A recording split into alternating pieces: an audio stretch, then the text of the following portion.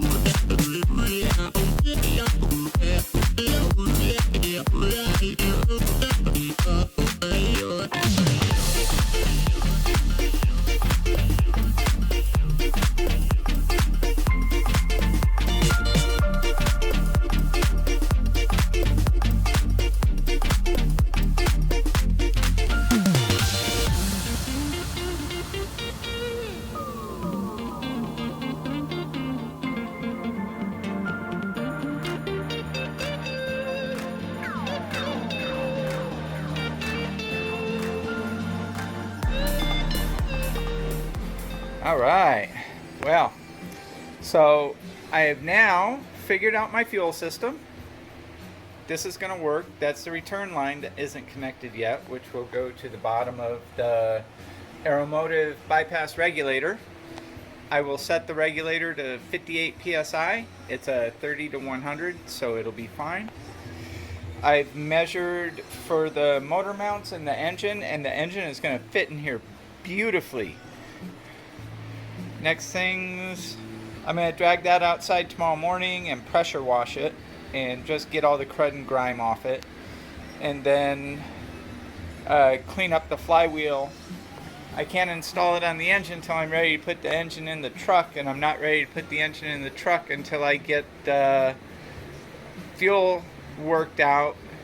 And it turns out I was short 2 AN fittings. I thought I had planned this whole thing out, but I goofed.